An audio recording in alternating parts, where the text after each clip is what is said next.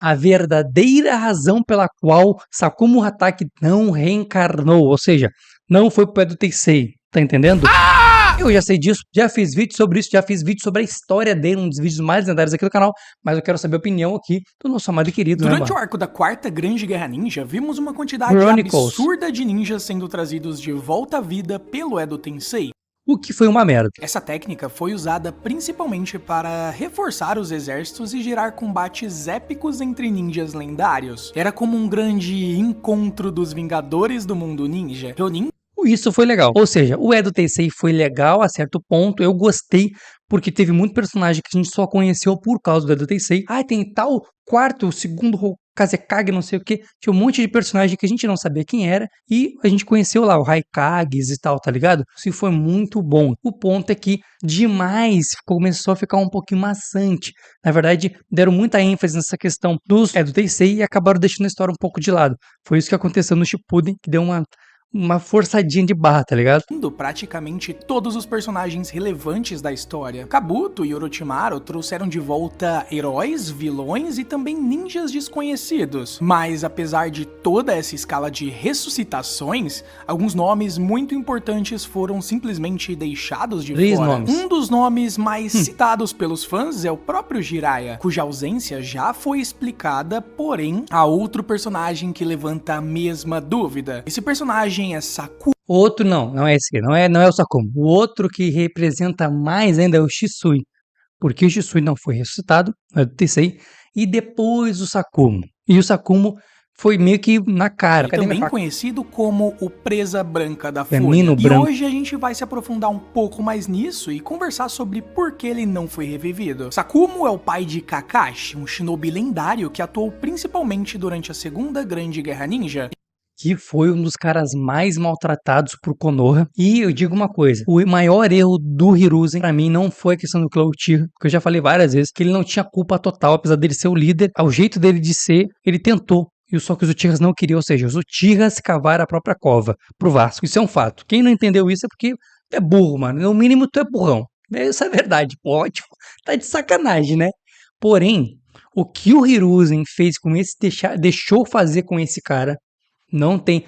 Nem o Kishimoto conseguiu arrumar isso aqui, cara. Tem noção de que esse cara se levou pro Vasco, se vasqueou, por causa que a galera meio que humilhou ele. A galera rejeitou ele por ele fazer o certo. Tá entendendo? E quem era o líder na época? Porque assim, ele foi rejeitado pela vila porque ele priorizou os amigos e deixou a missão de lado. Ou seja, mano, missão é o meu ovo. Eu vou salvar vocês. E os próprios caras que ele salvou viraram as costas pra ele. As pessoas da vila todos viraram as costas pra ele. E o cara mais alto lá deixou isso acontecer. O amoroso, o bondoso, o Hiruzen. Então, pra mim, isso foi o maior erro do Hiruzen. Você sabe que eu passo o pano pro Hiruzen sempre que dá. Se der pra passar um paninho pro velho, eu passo. Mas isso aqui foi o erro maior dele. Isso sim ele tem que se arrepender. Não é que nem aquele vídeo lá do irmão, lá do Naruto Ecologia e tal. Ah, o Tobirama, porque o Tobirama não se arrependeu e tal. O Tobirama não fez nada de errado, tecnicamente. Cruel, ruim. Quem fez foi o Hiruzen. O Hiruzen fez um bagulho muito cruel. Enquanto os lendários Sanins enfrentavam dificuldades contra inimigos da Vila da Chuva, Sakumo estava liderando uma ofensiva militar de sucesso no País do Vento. Sua atuação foi tão decisiva que ele ganhou o temido apelido de Presa Branca da Folha, uma lenda viva, admirada e temida por vilas inimigas. Sakumo era tão poderoso que muitos diziam que ele era mais forte do que os 3 Sanins lendários juntos. A vovó Tio da Vila da Areia, por exemplo, o odiava profundamente, justamente porque ele foi o responsável pela morte dos pais do Sasori, que eram sua filha e seu genro. Ele não era só respeitado, ele era temido, conhecido internacionalmente e tinha um histórico militar extremamente relevante. Mas Sakumo não era só um guerreiro temido, ele também era um homem gentil e um pai muito atencioso. Existe um momento muito bonito em que ele interage com o Maitodai, o pai do Maitogai. Ao ver o Gai e o Kakashi deixando a academia ninja, Sakumo expressa essa esperança de que eles se tornassem bons amigos. Quando Dai revela que o seu filho havia falhado no exame, Kakashi faz pouco caso, dizendo que alguém que não consegue usar ninjutsu não tem valor como ninja. Sakumo, ao contrário, reconhece o esforço de Maitogai. Ele repreende Kakashi e diz: cuidado com o que fala, um dia ele pode ser mais forte que você. Esse momento mostra como Sakumo era capaz de enxergar o potencial das pessoas além das habilidades óbvias, o que é algo que a maioria dos ninjas ignora. Mais tarde, esse momento volta à tona quando Kakashi assiste o Gai abrindo os 8 portões contra o Madara. Ele se lembra das palavras do seu pai, percebendo que aquela profecia se concretizou. Isso mostra como Sakumo era um homem sensível, com uma visão mais humana e também profunda sobre o verdadeiro poder de alguém. Sakumo também ficou conhecido por um dos atos mais controversos da história ninja. Ele abandonou uma missão importante para salvar os seus companheiros. Mesmo sendo um shinobi de elite, ele escolheu a vida dos amigos ao invés da vitória na missão. Esse ato de compaixão, no entanto, não foi visto com bons olhos pela vila. Ele foi ridicularizado, desacreditado e também humilhado, tratado como um verdadeiro traidor. Toda essa pressão emocional e social acabou levando o Sakumo a um estado profundo de depressão, que consequentemente fez com que ele tirasse a sua própria vida. E aí tá o ponto central da nossa análise. Porque alguém tão poderoso, influente e com um corpo facilmente acessível não foi trazido de volta pelo Edo Tensei? E o ponto principal, cara, é se esse cara vem no Edo Tensei, claro, seria um problema. No quê? Se trazer ele, meio que perde o brilho da morte dele, meio que perde aquela relação com o Kakashi e ele, quando os dois se encontram e tal. O problema é que seria muito foda ver ele lutando, porque se ele era tão forte quanto um Sannin lendário, e às vezes dito, olha aqui, pra dizer que ele era tão forte quanto os três, muitos dizem que é mais forte que os três juntos, mas tanto forte quanto os Sannins lendários, ou seja, no mínimo, pra quem não acredita que ele era mais forte, no mínimo, ele era um pouco acima do nível dos Sannins. Ah, muita gente fala, mas é na época que eles eram novos e tal. Mano, é no prime dos caras, pô. Os caras eram novos ali, tava brilhando. Então tá, a gente pode fazer o seguinte, se ele era mais forte do que os Sannins lendários na época que eles eram jovens, ou seja, não estavam no seu máximo, significa que depois eles alcançaram o máximo deles e aumentaram o poder, e ainda assim, no mínimo, eles vão estar empatados com o Sakumo. Ou o Sakumo pode estar um pouquinho abaixo deles, tá entendendo? No mínimo, os Sannins lendários tinham o mesmo nível de poder. O máximo dos Sannins lendários de poder pode estar no mesmo nível, na mesma linha de poder do Sakumo. Agora, imagine esse cara que, teoricamente, teria quase o mesmo nível do Jiraiya, do Orochimaru e da Tsunade. Ele lutando na guerra, irmão. Seria incrível. Incrível ver isso aqui para a questão de poder e técnicas. Ver isso seria muito foda.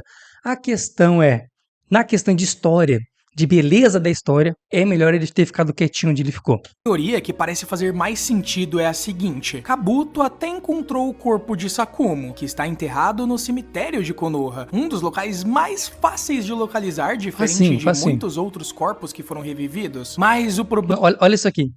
Presta atenção nesse quadro. Como eu falo que o Kishimoto era maluco. Olha em cima aqui, o Sasuke tá olhando pra vila. Olha esse cara aqui, ó. Talvez eu vou dar um zoom pra vocês. Tem um martelo, tem uns preguinhos no chão, tem uma tábua, tem um ar-condicionadozinho com uns caninhos, velho. O cara fazia todos os detalhes, velho. Ele ficava horas e horas fazendo isso aqui. Tem que tirar o chapéu. Você é um negão de tirar o chapéu. Não posso dar mole, tá ligado? Se der mole pro Kishimoto, ele vem, pai. Ele vem e creu. Porque, ó, mano, o nível de detalhe disso aqui. Fora esse peixe que tem aqui embaixo, fora... Velho, isso aqui é realmente obra de arte. Isso aqui é uma obra de arte. O cara faz semanalmente, tá? Mangá semanal.